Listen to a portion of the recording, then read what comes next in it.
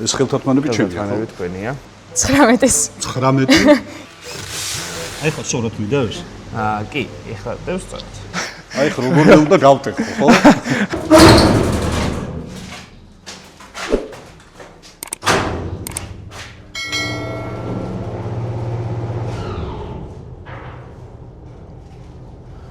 მოვედით.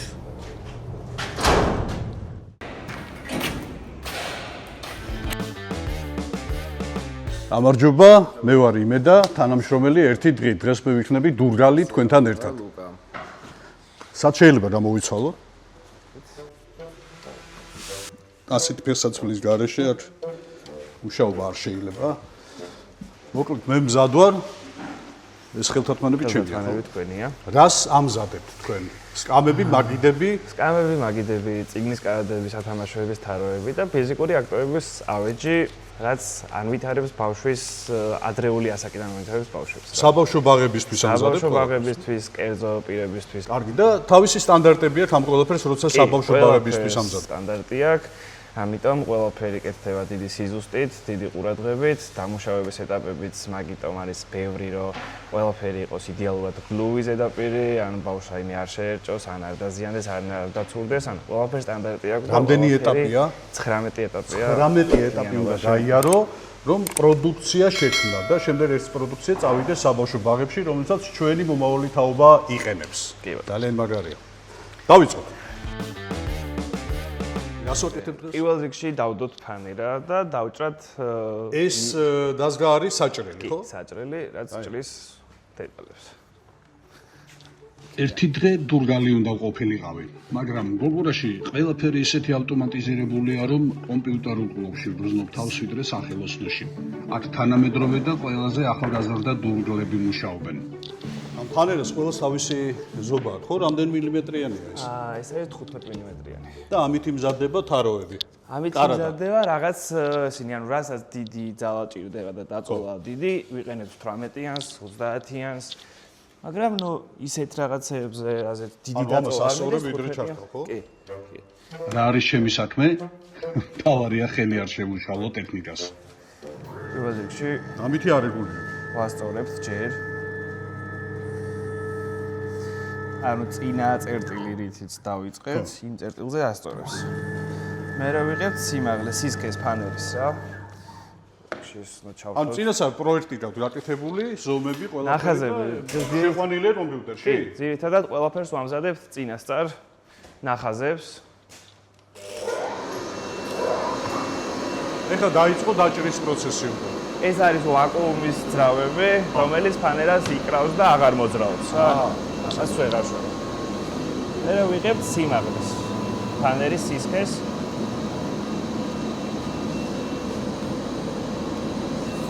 ეს რა საკითხია? ახლა ავიღეთ სიმაღლე. და ახლა პირდაპირ ფაილს გავუშვებთ და всё, ეს თავისით იმუშავებს.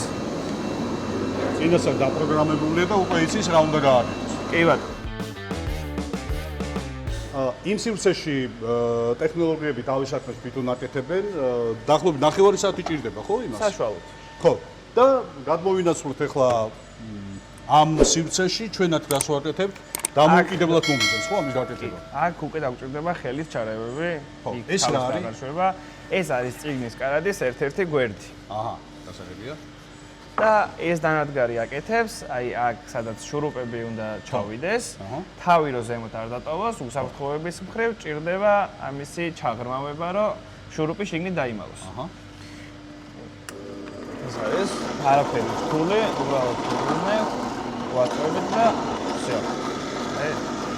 ესეთი ხდება, შურუპი რო ჩადის, იმალება შიგნით ბოლომდე. ამით უნდა ჩამოვწრო, ხო? კი. დააწესეთ. ეგა, всё.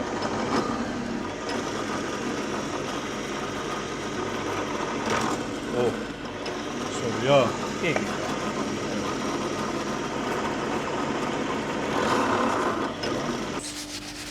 ახლა გადავდივართ შემდეგ ეტაპზე. შემდეგი ეტაპი არის ის დანადგარი ახლა, რაც არის ლენტურ შკურკას ვეძახით, ლენტური ზუმთარა, რომელიც აი გვერდებს სწორ ზედაპირებს აკაპრიალებს, ანუ ეს რაც აქვს. ანუ ეს ხიჭვი და რამე როა შეჭროს. ჭრის დროს რაც რჩება ეს უხეში ნარჩენები, ამებს ასუფთავებს. ძალიან მსუბუქად უნდა მივაძოთ. ეს კარატის ნაწილებია?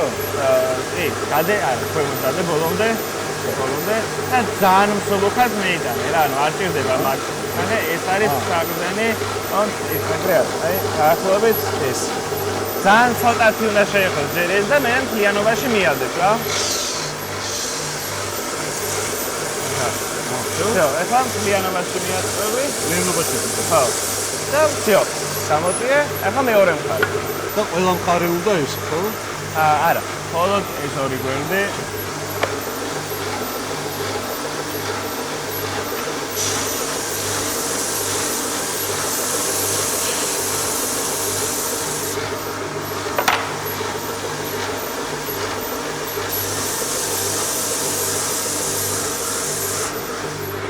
всё, ну ეგ არის საერთოდ გამოვთო აქ და ხო? კი ბატონო. სადაც ბავშვს ეხება, იქ კუთხე არ უნდა იყოს. ყველგან უნდა იყოს ესეთი გადამრგვალებული გლუვის ზედაპირი. ამიტომ ეხლა ამ დანადგარით უნდა ანუ იქ ზედაპირები გავასწოროთ, ეხლა კუთხეები უნდა გავასწოროთ. კი. ეხლა ვასწორებთ კუთხეებს. აი, ესეც მარტივია. ანუ როგორ ვაკეთებ? ეს არის ასე უნდა გიჭიროს ხელით რა. ანა ეს. მაგრამ ჯობია რა ის ქვემოთ რაც შეიძლება ქვემოთ გქონდეთ მოპირებული. ესე ხო? კი, ოღონდ ხელი, ახეთ, აი ამას არ ჩასართავი უნდა საიმონოთ შეეხოს. ზემოდან. всё, აი ამ შიდა სივრცეს ხელი არ უნდა შეეხოს. ოკეი.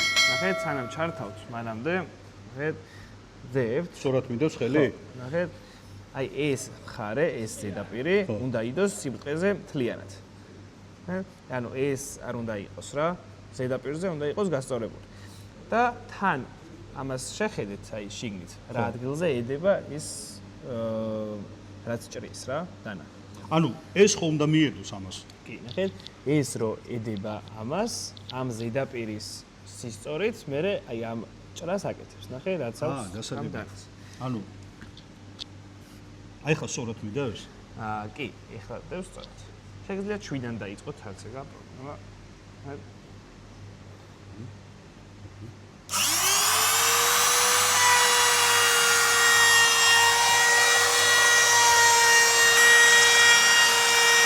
გასრახოთ ხوار არა. всё. აი, საკითხებს ყოველ შემოხევით. ერთი ნივთის დამზადებას რამდენი დღე ჭირდება? თუ მთლიანად გაშრობის დროებს და ყველაფერს გავითვალისწინებთ, სადღაც 3-4 დღე. ერთი ნივთის, აი მაგრამ ნივთის გაშრობა სჭირდება დიდი ხანი რა, ანუ ლაკი ეკოლოგიურად ცუდად წყლის ბაზაზე დამზადებული ლაკი ვაკ და ანუ შრობის პროცესი იწელება დიდ ხანს რა, ანუ პირველი პირი უნდა გაშრეს სადღაც 24 საათი, მეორე პირი უკვე გადაზუმფარების შემდეგ სადღაც 1 დღე მაინც ჭირდება და ანუ მთლიანობაში ოფიციალურად წერია რომ 10 დღე ჭირდება გაშრობას რა და ანუ 10 დღე არ ჭირდება, მაგრამ მინიმუმ 2 დღე მაინც ჭირდება რა. ლუკა, ეს სტანდარტები თქვენ გაქვთ მოფიქრებული თუ საქართველოში არსებობს სტანდარტები? არსებობს, ანუ ყველა რაც ჭირდება, კონდეს ლაკს დაშვება, ბავშვებისთვის დაშვება, ასე და ასე შემდეგ.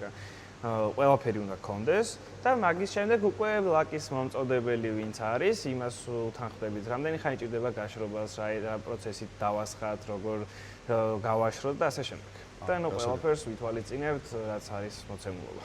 რა თქმა უნდა. მაგარია. კარგი. შემდეგი ეტაპი არის ამისი გადაზუმფარება.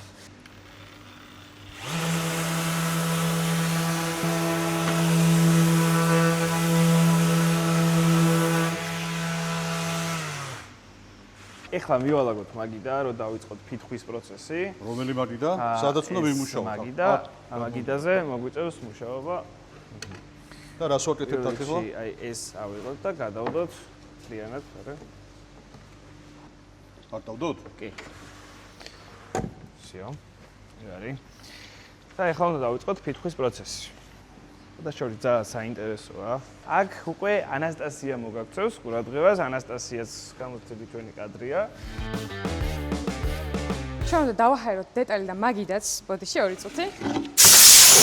იმიტომ რომ მტვერი აქ არ უნდა ეხებოდეს, რადგან ჩამჯდარი მტვერი სადაც არის, ის ნაწილები არ ჩანს და ამიტომ ხელს გვიშლის, რომ აი შპაკლის პროცესში უკვე რომ რაღაც დეტალები ამოვავსოთ. რამდენი წელი აქ მუშაობ? დიდხანია? 1 წელია. და აი უკვე ვიწყებთ რა რაღაც პროგრამები. რთულია დურგულობა? არც ისე. საინტერესოა? საინტერესო ნამდვილად არის გამოვადგება. ისე როგორი შეგრძნება პროფესიისთვის. აქ თქვენი გამზადებული მაგიდები და სკამები ბაღებში რომ დაგხვდება ძალიან კარგი, თან მე ძალიან მიხარია ხოლმე ჩემს უნივერსიტეტშიც კი ვაправებ ხოლმე რა ესეთ საქმიანობაზე მუშაობ ხოლმე და ყველს უკვირს რომ აი გოგო როგორ შეიძლება მუშაობდეს აქ. მაგრამ რატო უყვირთ? რავი, მაინც ხესთან შეხება, ესეთი მძიმე საქმე, მტვერი, ესეთი რაღაცა გოგოებს უკვირს ხოლმე ძირითადად ბიჭებს ნაკლებად. მე მგონია რომ უკვე აღარ უნდა უყვირდეთ წესი. ბევრი რამე შეიცვალა. აი მაგალითად ეს ნაწილი აი აქ არის რაღაც ისინი, რომელიც ლაკი რო ესხმება ფუჭდება, ამიტომ ეს უნდა ამოივსოს ყველა ეს დეტალი. კარგად, ეს მარტივად შრება წყლის ბაზაზე დამზადებული შპაკლი ასე თქვა და მარტივად შრება ასევე გვერდებიც. ანუ შენ უნდა გქონდეს კარგი ხედვა, მახვილი თვალი, რომ არაფერი აი არ მაგალითად გამორჩეს. ეს გვერდები კარგად. შემდეგი ყველა კუთხეს ვამოწმებ.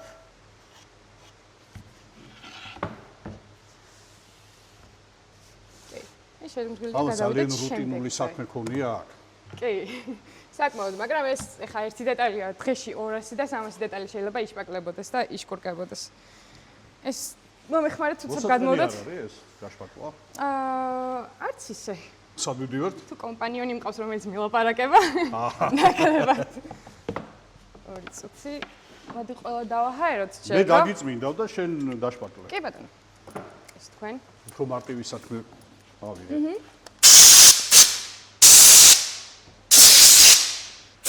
ყველაზე კარგი ნივთი რასაც ამზადებთ, რომელი აი რომლის მომზადებას სიამოვნებს მაგალითად. უფრო დიდი დეტალები, ასე ვთქვათ, ნივთზე არ არის. ყველა ნივთს სხვადასხვა დეტალი აქვს, პატარა, დიდი, ხვეული. აი არადის დამზადება უფრო მარტივია და სახალისო თუ სკამის? არადის. დიდი დეტალია, ნაკლები და ეს არის. სკამს უფრო ბევრი დეტალი აქვს, უფრო პატარა დეტალები აქვს და უფრო საყურადღებოა. ბოლოს გავალთ ჩვენ ერთ სივრცეში, სადაც პატარა სკამებია გამზადებული უკვე ბაღში წასაღებად. ანუ ეს არის აუცილებელი, ხო? რა თქმა უნდა, აუცილებელია. აი რატო? რატომ და თუნდაც უკვე მზა პროდუქტი, როცა იწმინდება, ხშირად წყალი ხდება, ეს ჩამჯდარი მასში წყალი თუ დარჩა, შეიძლება გააფუჭოს, იმიტომ რომ ლაკიც, ფითხიც, ყველაფერი არის წყლის ბაზაზე დამზადებული. ამიტომ აფუჭებს. რამდენი წლის ხარ?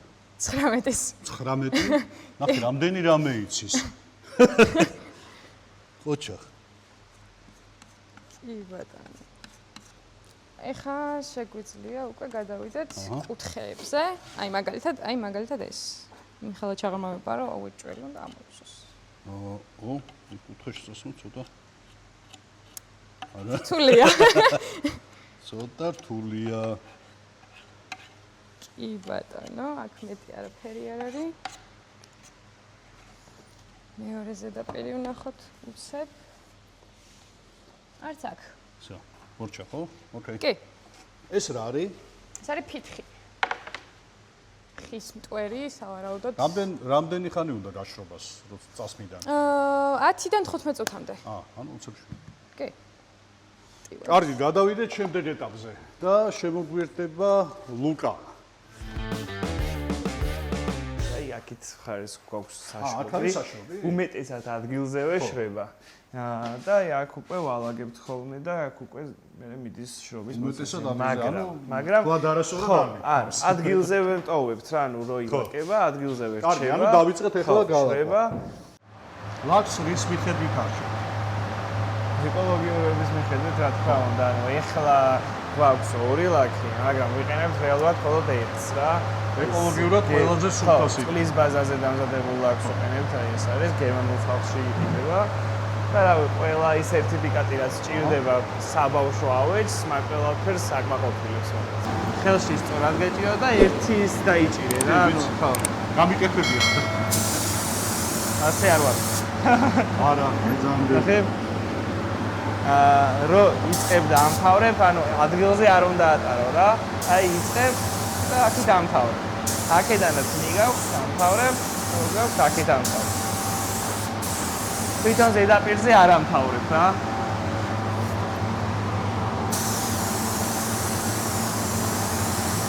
რო? ნო, დაახლოებით. შემდეგ.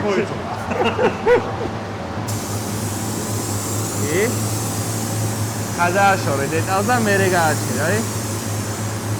გარეთ უნდა გადავიდე. ხო. всё. გაქვს ესეთი ამე? კი, შვედური კედლის აწყობა ძალიან რთული. შვედური კედელი, ანუ ამასაც აკეთებ, ხო? კი, მაგასაც ვაკეთებ. რა თქმა უნდა საბავშვოს.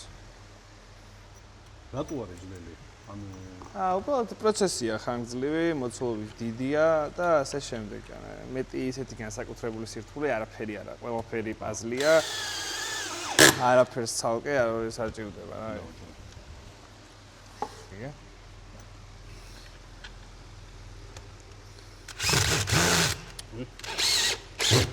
всё.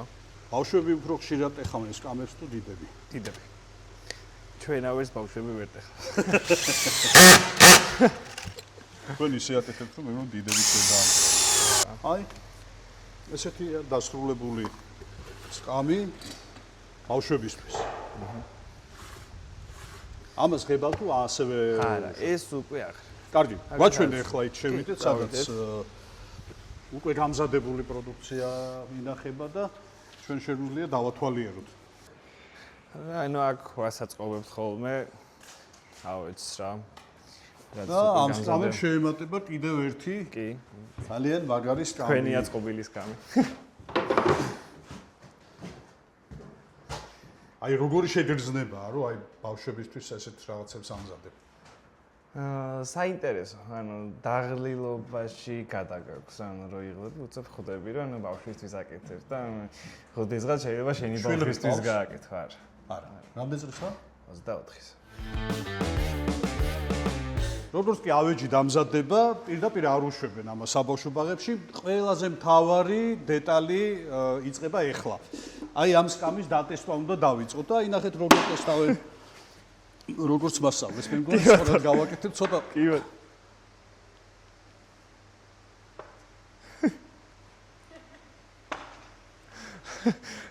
აი ხო როგორ უნდა გავტეხო, ხო? და მაინც არ არის აუცილებელი, არ გატყდება. რამდენ კილოს უძლებს? რამდენი კილო ხარ თქვენ? დადინდა ეხლა. 86. 86 კილოს უძლებს. იმდენად მყარია, რომ მართლა უსაფრთხოა და მართლა მაგარია ბავშვებისთვის. კი. უსაფრთხოებაზე ახლა შიგნით შევალთ, უკვე შესვენების დრო არის და ყავაზე ვისაუბრებთ. მარტივი საკმაოდ რთული საქმეა. მარტივი შრომა ნამდვილად არ არის. როგორი ასისტენტი ვიყავი? დღეს ლუკას ასისტენტი ვიყავ. ხო. ხარ დავიტოვოთ საწარმოში. მოკლედ რა მაინტერესებს? როგორ დაიწყეთ ეს ყველაფერი? ეს ყველაფერი დავიწყე ლატვიური და ესტონური მაგალითით. მე ეთნომუსიკოლოგი ვარ პროფესიით, ქართულ ხალხურ საკრავებს ვიკვლევ და მრავალხმოვნების კვლევის ცენტრიდან, კონსერვატორიის ცენტრიდან ვიყავით ერასმუსის პროგრამის ფარგლებში ლატვიაში და ესტონეთში. სადაც ვნახეთ იქაურ იუნესკოს მიერ აღიარებულ კულტურულ მემკვიდრეობას, როგორ იცავდნენ, ანუ ეს პრაქტიკის გაზიარება იყო და მე წარმოვადგენდი მრავალხმიანობას. ეს იყო 2017-18 წლები და ნუ იმდენად მომხიბლა აი ამ პროცესმა, როგორ იყენებდნენ ფოლკლორულ ელემენტებს რეწვის სხვადასხვა მიმართულებით, ნუ აი გავგიჟდი და გადავირიე. თან ეს ფოლკლორიდან გამომდინარე, ვიცოდი ჩვენი ქვეყნის რესურსები ამ კუთხით და მაშინ ეს თემები საქართველოში პოპულარული არ იყო. პირველი იდეა იყო ის, რომ ქართული ეთნოგრაფიული თემების მიხედვით გაგვეკეთებინა ფოლკლორული სათამაშოები და რამდენიმე პროექტიც გავაკეთეთ. რა იყო პირველი? პირველი იყო აჭარული ორნამენტებიდან, აჭარული ნაქარგობიდან ფიგურების გაკეთება და მოხატვა.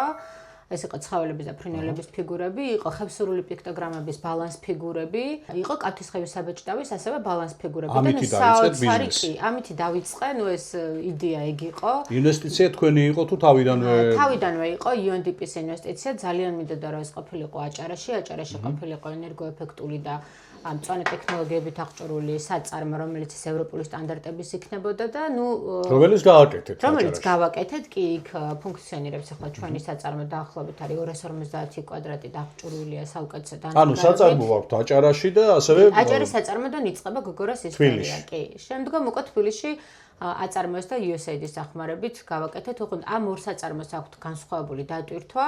იქ არის ძირითადად მასიური ხის მიმართულება და თუ რაიმე მასიური ხის არის ჩვენ პროდუქტებში გამოყენებული აჭარის საწარმო გვაწვდის და თბილისი არის უფრო ციფრულ ტექნოლოგიებზე ორიენტირებული, CNC დანადგარებზე და ეს დამუშავების პროცესები ძირითადად უფრო აქ ხდება თბილისის საწარმოში და აჭარიდან გვაქვს. რეალურად გაეროს განვითარების ფონდმა აწარმოებს საქართველოს და ფაქტობრივად რა შესაძლებლობაც იყო ჩვენ ყველაფერი გამოვიყენეთ. მათი დახმარებით გამოვიყენეთ და მესამე რა მითხარით? USAID. ხო.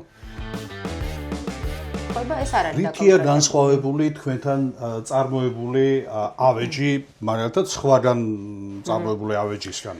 პირველ რიგში, რაც ჩვენს წარმოებას განასხვავებს ზოგადად ქართულ ბაზარზე, სხვა ასე ვთქვათ, წარმოებლებისგან არის ის, რომ ჩვენი წარმოება არის კვლევაზე დაფუძნებული წარმოება. ანუ ეს არ არის უბრალოდ რაღაცა ასლის გაკეთება, რაღაცა ვნახეთ ვებგვერდზე და გავაკეთეთ ასლი. ჩვენი თლიანი ეს პროცესი ეფუძნება სამ ძირითად პრინციპს. პირველი ეს არის უსაფრთხოება და უსაფრთხოებაში არის დაახლოებით 20-მდე პუნქტი, რას უნდა აკმაყოფილებდეს.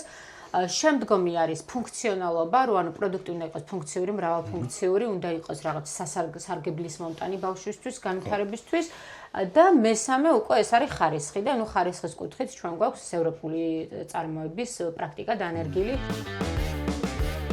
შობელი ძალიან მნიშვნელოვანია იყოს ჩართული ბაღის პროცესებში. არ აქვს მნიშვნელობა ეს კერძო ბაღია თუ სახელმწიფო ბაღი. და არის რამდენიმე კრიტერიუმი, რომელიც აუცილებლად შობელს შეუძლია რომ თავად შეამოწმოს. ეს არის მაღალი კარადები, არის თუ არა კედლებზე დამაგრებული, ავეჯს რეალურად კუთხეები და გამოშვერილი ასე ვთქვათ შურუპები აქვს თუ არ აქვს, სიმაღლეები შეესაბამება თუ არა ბავშვის განვითარების ასაკს და აი ამ ყველაფრის შემოწმება ყველა მშობელს შეუძლია ბაღში და მე მოვუწოდებდი მათ რომ სანამ სახელმწიფო აქვთ მაგისი უფლება და სანამ სახელმწიფო სტრუქტურა მოწესრიგდება ისე რომ თავად უზრუნველყოს ეს უსაფრთხოების მთელი სისტემა, მანამდე მშობელს შეუძლია საკუთარი ჩართულობით ეს შეამოწმოს და ეს ძალიან მნიშვნელოვანია და მათ შორის სახლშიც უნდა დაიცვან აუცილებლად 75 სანტიმეტრიდან უკვე კარადები აუცილებლად კედლებზე უნდა დაამაგრონ და კუთხეებს უნდა მიაქციონ ყურადღება, არსებობს ძალიან ბიუჯეტური გადაწყვეტები, როგორ შეუძლიათ კუთხეები დაიცვან.